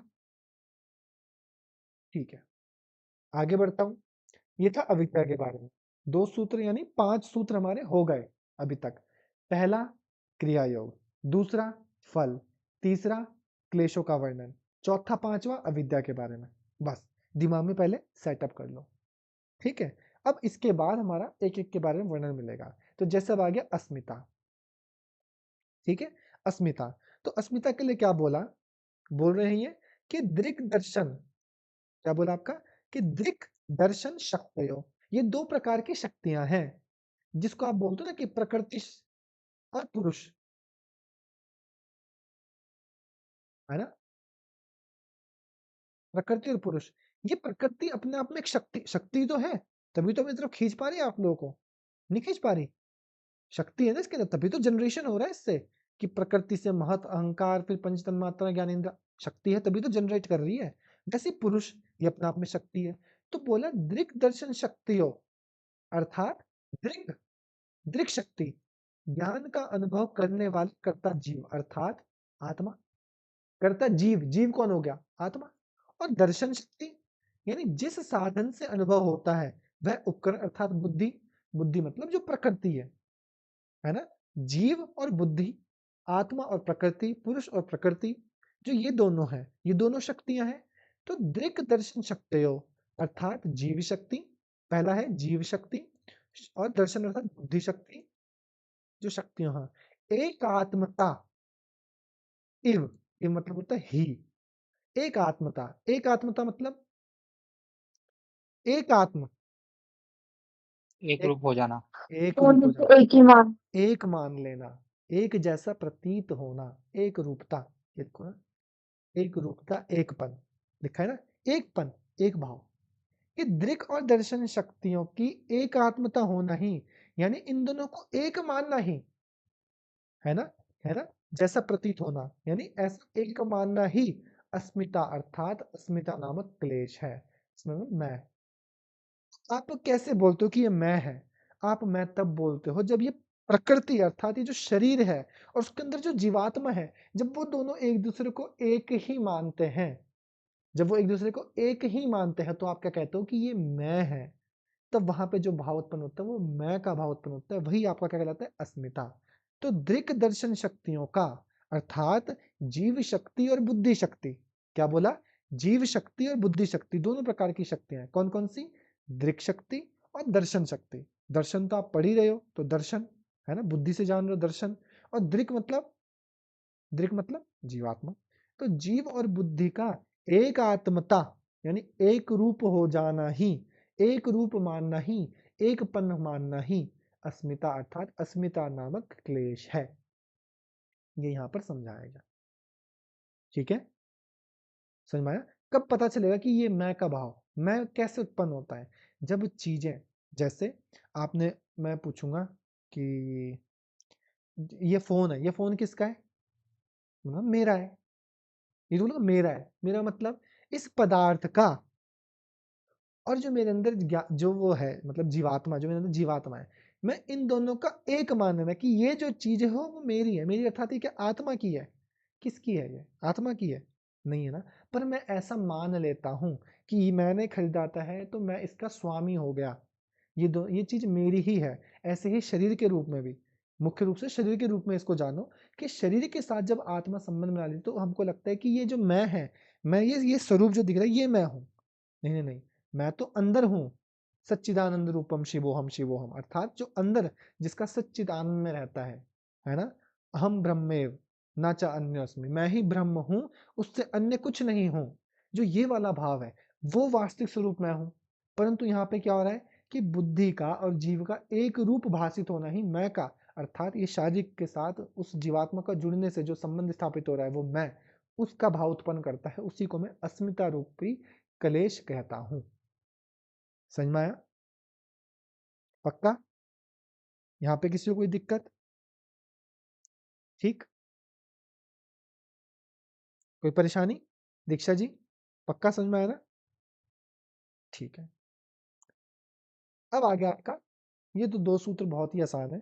सुख अनुशयी राग, सबसे छोटा सूत्र, ये भी आप याद कर सकते हो। अभी मुझे लगता है कि खाली आपके लिए दो ही सूत्र थोड़े कॉम्प्लिकेटेड आए, पर ये सूत्र आप आज के आज याद कर सकते हो। सुख अनुशयी राग, सूत्र नंबर 7। सुख अनुशयी यानी सुख भोगने के पश्चात अंतःकरण में सुख और सुख साधनों के प्रति रहने वाली इच्छा, तृष्णा, लोभ, राग मतलब राग नामक क्लेश है। यानी सुख का अनुसरण करने से, जितना आप सुख का अनुसरण करोगे, जितना आप सुख को भोगोगे, जितना आप सुख को ग्रहण करोगे, उससे जो उत्पन्न होने वाला भाव है, उससे जो आपके अंदर इच्छा उत्पन्न होती है उसको दोबारा भोगने की, या उससे जो आपके अंदर अटैचमेंट उत्पन्न होता है, या आपके अंदर लोभ उत्पन्न होता है कि ये मुझको प्राप्त हो बारंबार, वही आपका क्या कहलाता है? राग अर्थात अटैचमेंट रूपी, तृष्णा रूपी क्या है? कलेश है कि नहीं है? आप किसी भी चीज को क्यों प्राप्त करना चाहते हो? आपका अटैचमेंट है ही क्यों? क्योंकि उस पदार्थ से आपको बार बार सुख मिलता है। अभी थोड़ी देर पहले मैंने यही बात समझाई थी ना, क्योंकि उस पदार्थ से हमको बार बार सुख प्राप्त हो रहा है ना। किसी को कोई खाद्य पदार्थ है, खाद्य पदार्थ मतलब जैसे कि किसी को, जैसे मैं हूँ, मुझे काजू कतली अच्छी लगती है, मुझे गाजर का हलवा अच्छा लगता है, मुझे ये पदार्थ अच्छे लगते हैं ऐसे। अब क्यों? क्योंकि उसको खाने से मुझे सुख उत्पन्न होता है। सुख से क्या होता है? मेरे अंदर लोभ उत्पन्न होता है कि भैया मिल जाए। अब वो डब्बा आएगा ना जब घर में, तो वो कितना भी बड़ा डब्बा हो, कितना भी बड़ा, वो डब्बा एक दिन का ही है, उससे ज्यादा का नहीं है। और वो 2 दिन रुक गया तो मतलब मैंने अपनी इच्छा पे नियंत्रण कर लिया। और अगर वो ना करूं मैं, तो वो एक दिन का ये डब्बा, चाहे वो 1 किलो 2 किलो 5 किलो, तो मुझे फर्क नहीं पड़ता उस टाइम, है ना। क्यों? क्योंकि मुझे अटैचमेंट है उससे, मुझे ऐसा लगता है उससे जो प्राप्त होने वाला सुख है ना, सुख अनुशयी, मैंने उससे प्राप्त होने वाले सुख का अनुसरण किया, और उसने क्या किया? मेरे अंदर इच्छा को डेवलप किया कि यार मन नहीं भरा, एक और, फिर एक और, यार मन नहीं किया, एक और, फिर थोड़ा थोड़ा लोभ भी बढ़ेगा। यार मुझे लगता है एक एक करके खा रहा हूँ ना, इसलिए मन नहीं भर रहा, एक काम करता हूँ 5-6 लेके आ जाता हूँ, फिर 5 उठा लिए, 2-2 3 दिन करके डाल लिया, फिर नहीं खत्म हो रहा। तो इससे क्या बढ़ रहा है? राग ही तो बढ़ रहा है, अटैचमेंट तो बढ़ रहा है। यानी जितना आप सुख का अनुसरण करोगे, जितना आप सुख भोगोगे, उतना आपके अंदर राग रूपी अटैचमेंट बढ़ता रहेगा। ठीक है, तो देखो फिर नीचे भी पढ़ते हैं, इसका सूत्रार्थ भी पढ़ते हैं। बोलते हैं कि सुख भोगने के पश्चात अंतःकरण में, अच्छा करण क्या होता है? कर्ण पुराने में से कोई नहीं बोलेगा, नए को बोलने दो। सुना तो ना आपने, इतनी बार सुना। साधन साधन साधन, ठीक है।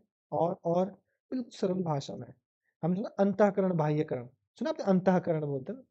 अंत का मतलब, बोलो बोलो। अंदर अंदर, अंदर। और करण मतलब लड़का, करण नाम का, करण अर्जुन, मेरे करण अर्जुन आएंगे, वो करण। कर्ण मतलब क्या? करना कैसे करना, क्यों करना, नहीं करना। और और साधन, थोड़ा मैम आप क्लोज हो, साधन ही है वो, पर वो जो साधन है उनको बोलते हैं। हमारे साधन है क्या, क्या है साधन, किस चीज को प्राप्त करने के इंद्रियां साधन? इंद्रियां, अभी बोला ना मैंने, इंद्रियों को बोलते हैं करण। तो दो वर्ड होते हैं, एक होता है आपका अंतःकरण, एक होता है बाह्य करण। अंतःकरण और बाह्यकरण है क्या क्या ये बता दो मैम। अब आपने इतना बोल ही दिया है तो आगे कहानी भी पूरी कर दो। सर अंतःकरण 5 कर्मेंद्रियां 5 ज्ञानेंद्रियां। अब बाह्यकरण, अब मैं कंफ्यूज हो गई। बताओ बताओ। मन बुद्धि अहंकार चित्त। यस, तो ये क्या है? बाह्यकरण। नहीं, ये अंतःकरण है, मन बुद्धि अहंकार चित्त। मन और बुद्धि बुद्धि अहंकार अहंकार, चित्त। और और बाह्यकरण है 5 कर्मेंद्रियां हम्म, 5 ज्ञानेंद्रियां हम्म, और एक मन। ठीक है। तो मन तो उभयात्मक होता है, मन ज्ञानेंद्रिय बन जाता है, कर्मेंद्रिय भी बन जाता है, अंतःकरण भी आ जाता है, बाह्यकरण भी आ जाता है, दोनों में हो जाता है, तो मन उभयात्मक है। पर जो हमारे ये है मुख्य, ये हमारे बाह्यकरण और ये हमारे अंतःकरण। तो अब इसको समझो कि सुख भोगने के पश्चात अंतःकरण में, अर्थात आपके मन बुद्धि चित्त अहंकार में सुख और सुख साधनों के प्रति रहने वाली जो इच्छा तृष्णा लोभ है, वह राग नामक क्लेश है। तो उसको भोगने के पश्चात जो आपके अंदर भाव उत्पन्न हो रहा है ना, एक बारी और, एक बारी और, बस भगवान आज आज आज आज खाऊंगी, उसके बाद कल से डाइटिंग पे चली जाऊंगी, तो वो जो भाव है वो क्या कहलाता है? राग। समझ में आया? तो बहुत छोटा सा सिंपल सा प्यारा सा सूत्र है, सुख अनुशयी रागः, सुख का अनुसरण करने से राग उत्पन्न होता है। क्या बोला? सुख अनुशयी रागः, क्या बोला?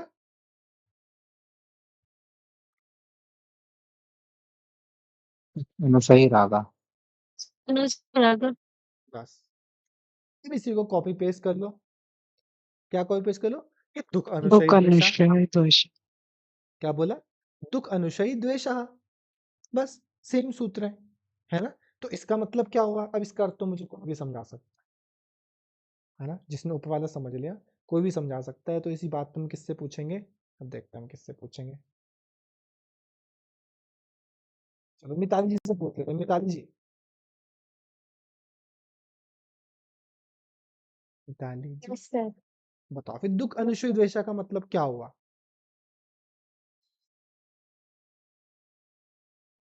सुख अनुशयी रागा समझ में आया आपको? Yes sir. क्या था उसका मतलब? जो भी समझ में आया, तेरा मेरा जैसे समझ में आया बोलो, बिना डरे बोलो। आज बोलोगे तभी कल वो स्थिति उत्पन्न होगी। सुख भोगने के लिए वो भाव उत्पन्न होता है, वो राग है, हाँ अटैचमेंट है। हाँ, तो जब मैं सुख को निरंतर भोगता रहता हूँ, तो उससे जो मेरे अंदर इच्छा उत्पन्न होती है वो हमारा क्या है? राग है। तो यहाँ पे दुख राग है। अनुशयी द्वेषा मतलब क्या जब होगा? हमारे अंदर दुख दुख उत्पन्न होता है तब द्वेष होता है। थोड़ा थोड़ा थोड़ा थोड़ा आप क्लोज थे। ठीक है, और इसको कौन कंप्लीट करेगा? चलिए अनामिका जी से कोशिश करवाते हैं। अनामिका जी, क्या लगता है आपको? नीचे नहीं पढ़ना है, कहीं शब्दार्थ पढ़ के पूरा पढ़ के बोल दो। नहीं नहीं भैया, मेरे हिसाब से तो जैसे आपने उसी का अपोजिट हो जाएगा एकदम, कि जब हम दुख भोगते हैं ना, तो हम्म, जब जो दुख भोगते हैं हमारे अंदर गुस्से का कलेश उत्पन्न होता है, ठीक है। हम्म, क्रोध आता है, हम्म। विनाश की वो जो हमारे अंदर द्वेष उत्पन्न होता है, वही उसी को ही हम वो बोलते ठीक है, थोड़ा थोड़ा मतलब हैं। उनसे थोड़ा और आपने बढ़ा दिया सेंस को। चलो कौन कंप्लीट हम्म, करेगा? संजना जी कंप्लीट कर सकते हो? संजना जी। मैं ट्राई कर सकता हूँ। हाँ, ट्राई करना है। जैसे ऊपर वाले में आपने बताया ना कि हम दुख सुख बार-बार भोगते हैं, उससे राग उत्पन्न होता है। सेम इसमें वही दुख बार-बार जब हम भोगेंगे तो द्वेष उत्पन्न होगा। हाँ, फिर दुख, जब हम बार बार दुख को भोगते रहते हैं, है ना, तो जैसे जैसे हमें दुख प्राप्त होता रहेगा, है ना, मैंने बताया था ना अभी कि अब मैं कल्पना जी को बार बार बोलता रहूं कि कल्पना जी पढ़ लो, कल्पना जी पढ़ लो, कल्पना जी पढ़ लो, तो धीरे धीरे क्या होगा, उनको मेरी बातों से पहुंचेगा दुख, नहीं पहुंचेगा कि सर तो समझ नहीं रहे कि यार मेरी क्या स्थिति है, मैं भयंकर क्लासेस भी लेती हूँ, ये भी करती हूँ, वो भी करती हूँ, नहीं समझता। उससे उनके मन में क्या उत्पन्न होगा? द्वेष उत्पन्न होगा।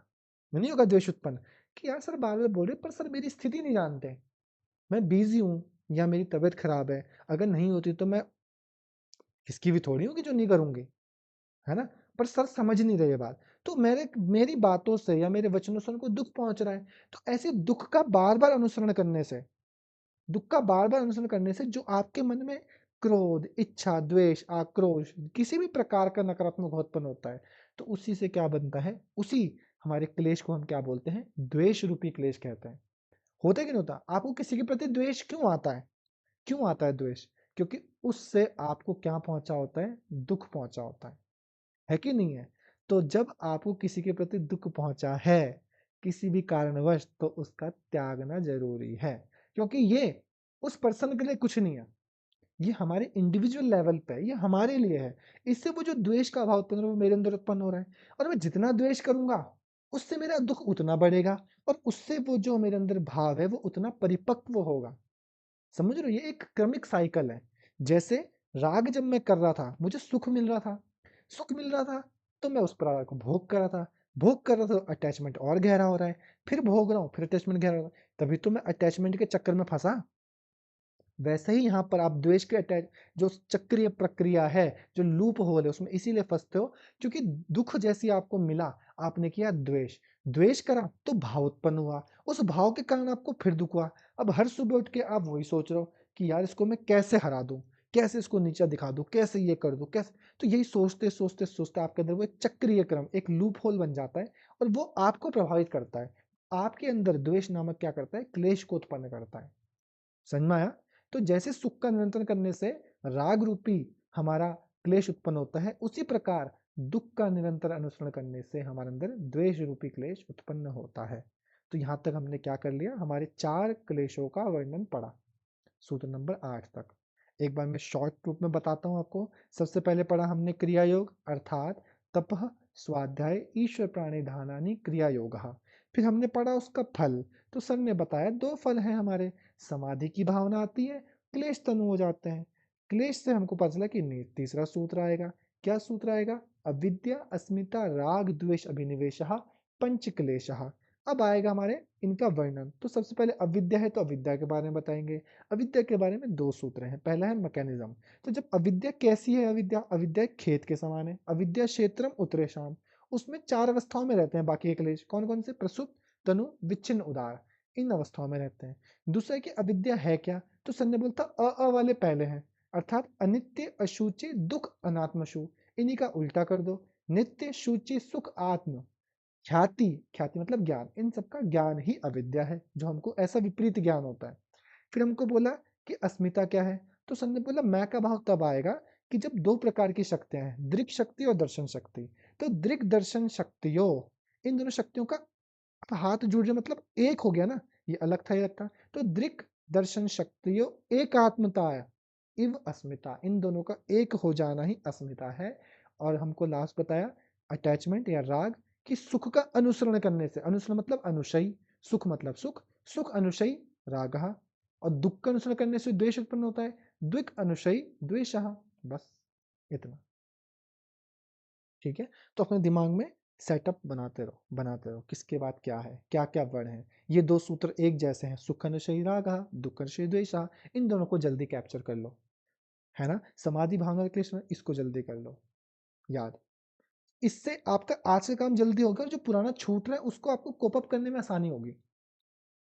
ठीक है, तो ऐसा करते हुए चलना है। लास्ट सूत्र पढ़ते हैं आज का, एटलीस्ट हमारा ये जो क्लेश है वो पूरा सेक्शन फिनिश हो जाएगा। तो बोला स्वरसवाही विदुषो अपि तथा आरूढ़ो अभिनिवेशः। क्या बोला? स्वरसवाही विदुषो अपि तथा आरूढ़ो अभिनिवेशः।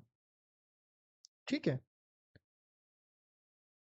तो स्वरसवाही, स्व मतलब क्या होता है? स्व वर्ड सुना आपने पहले? स्व मतलब क्या होता है? अपने अपने। अच्छा, कोई कोई इसको ऐसे ही पढ़ सकता है, स्वर स्वाही भी पढ़ सकता है कोई कोई से ना, बहुत पहले ऐसे भी पढ़ लेते थे स्वर स्वाही, ऐसा नहीं है, यह है स्व अपने। रस, रस मतलब क्या हो गया? संस्कार। संस्कार, है ना। हमारे अंदर जो रस है वो क्या है? संस्कार रूपी रस है। और वाही मतलब होता है बहना, फ्लो, है ना, बहना या फ्लो बोल लो आप, फ्लो, अपने संस्कारों का जो फ्लो है, स्वरसवाही अपने संस्कारों का फ्लो। ठीक है, विदुषो, विदुषो मतलब बोलते हैं कि प्राचीन काल में विदुषियां हुआ करती थी, है ना। तो विदुषो मतलब विद्यमान। विद्वान, विद्वान। ठीक है, विद्वान। अपि मतलब भी। ठीक है, ठीक है, फिर बोला तथा आरूढ़, तथा मतलब हो गया यहाँ पे उसी प्रकार, उसी प्रकार। आरूढ़ मतलब हो गया आपका दृढ़ता से बने रहना, बने रहना कोई बोल सकते हो आप, है ना, दृढ़ता से बने रहना। ठीक है, अभिनिवेश, अभिनिवेश मतलब मृत्यु का भय। ठीक है, जो मरण भय है या जीने की, मृत्यु का भय बोल सकते हो, या फिर आप इसको बोल सकते हो कि जीने की तीव्र इच्छा। ठीक है, अब सबसे पहले बनना कि जो भय है, सोचो सुनो कि भय आपको आता कब है, भय उत्पन्न कैसे होता है, कैसे उत्पन्न होता है भय? एक सिंपल सा मैकेनिज्म बताओ। जब किसी चीज को खोने का डर होता है। सोने का डर होता है। ठीक है। जो चीज पहले से अनुभव करी हो। हमने अपनी माँ ने ली है ना, फिर उसे खोने का डर। ठीक है, देखो आपको भय उसी चीज का होगा जिस चीज को आपने एक्सपीरियंस किया होगा। बिना एक्सपीरियंस का आपको भय नहीं हो सकता। जैसे कि आप मतलब पता नहीं, हमारे घर में तो हुआ करता, वो वाला क्यों हुआ करता था, वो ऐसे शटर वाला जिसमें ऐसे करके वो बटन से चैनल चेंज करते थे बचपन में। और वो क्या भी हुआ करता था, देखा किसी ने ऐसा? एलईडी एलसीडी देखी सीधा। तो अब ऐसा लगा था जब बरसात होती थी ना, तो उसमें करंट आता था, वो जिसका वो घुमाया था उसमें करंट आ जाता था कभी कभी, बहुत खतरनाक। जब हमको नहीं पता था तो हमने उसको छुआ, चैनल हमने किया चेंज, तो चैनल तो चेंज हुआ नहीं, हम जरूर चेंज हो गए उसके बाद, है ना। तो हमारे को जब तक हमने उसको अनुभव नहीं किया था, तो क्या उससे पहले भय था? नहीं था ना। भय कब आया? जब मैंने अनुभव किया कि इससे करंट लगता है, यस नो, तभी तो आएगा भय, है ना। जिससे आप बोल रहे हो कि किसी चीज को खोने का भय, तो जरूरी है कि वो भय हो, क्या पता उसके जाने का भाव हो खाली कि ये चीज मेरे से चली जाएगी दूर, बस कि वो चीज चली जाएगी, है ना। हो सकता है कि आपका जो स्वार्थ है कि उसके मेरे पास रहने से ऐसा ऐसा होता है, क्या पता आपकी वो स्वार्थ की पूर्ति ना हो पाए, ये भी तो हो सकता है। भय थोड़ी कह सकते आप उसको एग्जैक्टली, हो सकता है ना ये मैकेनिज्म भी काम करता हो कि अब मेरे पास वो नहीं रहेगा, या अब ऐसा नहीं होगा। तो डर मतलब क्या है? इसमें डर थोड़ी है कुछ, अब आपका उसमें स्वार्थ है, जिस स्वार्थ की पूर्ति नहीं होगी, है ना।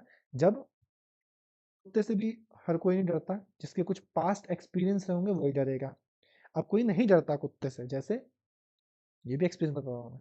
हमारे उधर पे एक अंकल थे, उनके कुत्ता था व्हाइट कलर का, छोटा सा, शांत सा था वो, बिल्कुल शांत, कुछ नहीं। तो अंकल ले घूमते थे बढ़िया। तो मेरे जो बड़े भाई हैं उनको शौक था कुत्ते का। उसने देखा कि अरे अंकल इसका नाम क्या है? और जैसे वो ऐसे थे ना, तो अभी कुत्ता बिल्कुल शांत खड़ा है बगल में, बिल्कुल मतलब हिला तक नहीं, टस से मस नहीं। और जैसे ही वो अपना हाथ बिल्कुल यहाँ तक ले गए और उसने ऐसे कर दिया। सोचो, अब वहां से क्या बन गया? भय। अभी तक नहीं था जब तक वो एक्सपीरियंस नहीं किया था, पर वहां पे वो स्थिति बन गई भय की।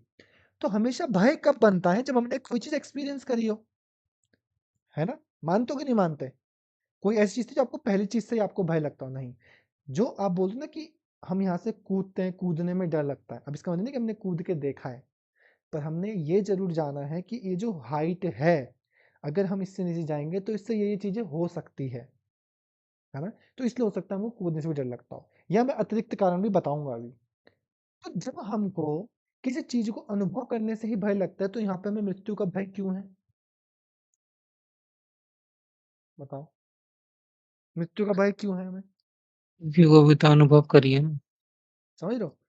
तो जैसे शिवम सर बोल रहे हैं कि हमने वो अनुभव करी है। कैसे अनुभव करी है? स्वरस वाही अपने संस्कारों के कारण। मतलब अनंत काल में अनंत जन्म हुए, और उन सब के अंदर एक चीज तो निश्चित थी। क्या? विनाश। हमें याद नहीं है, हमें याद नहीं है, पर चित्त में वो संस्कार बना हुआ है। चित्त में वो जो संस्कार है वो बना हुआ है। जैसे कि एक पैदा होने वाला बच्चा भी, यदि आप उसके नाक मुंह रोक दो, तो वो भी जीवन के लिए तड़पता है। आप लोग तो बोल सकते हो कि हमने टीवी में देखा है, हमने यहाँ देखा, हमने किसी को सुसाइड करते देखा, अब ये हजार कारण बता सकते हो, पर वो जो बच्चा है, वो बच्चा क्यों तड़प रहा है? क्योंकि उसके अंदर वो संस्कार है जीवित रहने वाला। तो स्वरसवाही अर्थात अपने पूर्व जन्म के संस्कारों के कारण, क्या बोला मैंने? अपने पूर्व जन्म के संस्कारों के कारण, विदुषोपी, विद्वानों में भी, सामान्य लोगों में तो है ही है। अरे आप हम सब तो सामान्य लोग हैं ना, पर जो विद्वान होगा, कोई मोस्ट इंटेलिजेंट जिसने वेद शास्त्रों को पढ़ लिया, अभी योगी नहीं बोल रहे हैं, विद्वान बोल रहे हैं, वर्ड को समझो, विद्वान, है ना? जिसने विद्या को अर्जित कर लिया, विद्या को समझ लिया, ऐसे विद्वानों में भी, है ना, जो तथा मतलब उसी प्रकार से, इस प्रकार से जैसे सामान्य जन्म है, उसी प्रकार से आरूढ़ मतलब दृढ़ता से बना रहता है। जो दृढ़ता से जैसे सामान्य लोगों में बना हुआ है उसी प्रकार से बना रहता है, उसी को हम बोलते हैं तीव्र जीने की इच्छा, अर्थात अभिनिवेश, अर्थात मृत्यु का भय। समझ लो, वो भय ऐसे ही नहीं आया, वो हमने अनंत काल में, अनंत बार, अनंत जन्मों में महसूस किया है। अच्छा, ये हमारा कौन सा, क्या हमारा पहला जन्म है क्या ये? नहीं, इससे पहले असंख्य जन्म रहे होंगे।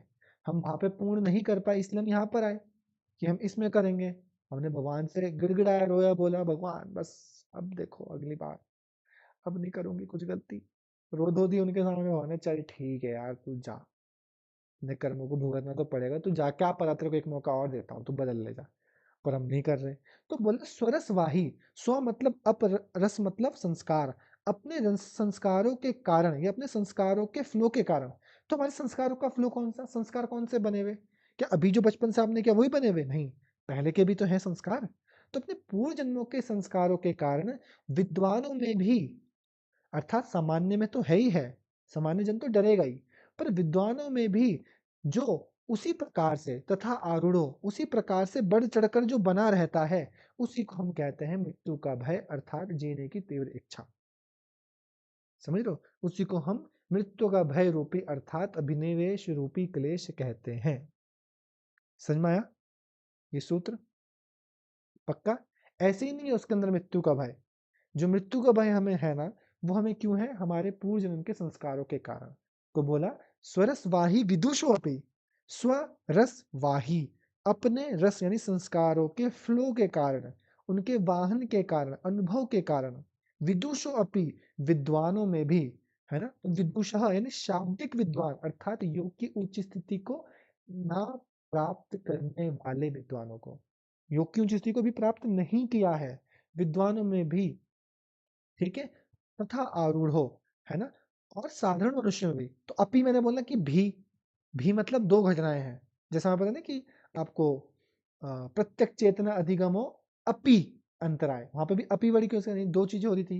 यहाँ पे विदुषो अपी यानी विद्वानों में भी, यानी सामान्य में तो है ही है, पर विद्वानों में भी, तथा आरूढ़ो समान रूप से विद्यमान मृत्यु का भय, अभिनिवेश नामक क्लेश है। समझ में आया?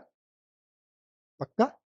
तो यहाँ तक हमारे क्या हो गए, यहाँ तक हमारे हो गए पंचक्लेश की व्याख्या, उनका निवारण कैसे होगा, अच्छा इन पंचक्लेशों को कैसे कमजोर करेंगे हम, कैसे दूर करेंगे? क्रिया योग, क्रिया योग के द्वारा, है ना। स्टार्टिंग में तो बोल दिया क्रिया योग के द्वारा, वही तो बता दिया आपको, क्लेशो तनु, है ना, कि समाधि भावनार्थ क्लेश तनु करनार्थ, यानी समाधि की भावना आएगी और क्लेश तनु अर्थात कमजोर हो जाएंगे। किससे हो जाएंगे? जब हम इनको फॉलो करेंगे। किसको? क्रिया योग को। जी क्रिया योग क्या है? तप स्वाध्याय ईशो प्राणिधानानि क्रिया योग। जी क्लेश कौन से हैं? अविद्या अस्मिता राग द्वेष अभिनिवेश पंच क्लेशः। अविद्या, जी अविद्या का मैकेनिज्म ऐसा है कि अविद्या क्षेत्रम उत्रेषाम प्रसुप्तनु विच्छिन्नानाम। और अविद्या क्या है फिर? कि अनित्य अशुचि दुख अनात्मशु नित्य सूचि सुखात्म ख्यातिर अविद्या। अस्मिता क्या है? दृक् दर्शन शक्तियों एकात्मता इव अस्मिता। राग क्या है? सुख अनुशय रागा। तो द्वेष क्या है? दुख अनुशय द्वेषा। तो अभिनिवेश क्या है? बोला कि स्वरसवाही विदुषो अपि तथा आरूढ़ो अभिनिवेशः। तो यहाँ तक आपको बताया गया आपके क्लेशों के बारे में। यहाँ तक था आपका आज की क्लास में जो हमको पढ़ना था। अब इसके बाद कुछ और उपायों का यहाँ पे वर्णन किया जाएगा और आपको बताया जाएगा कि क्या क्या चीजें हैं, और इसके बाद आपको कर्म का प्रतिपादन बताया जाएगा नेक्स्ट क्लास में। ठीक है, तो यहाँ तक था हमारा आज का। किसी को कुछ पूछना है तो आप लोग पूछ सकते हैं।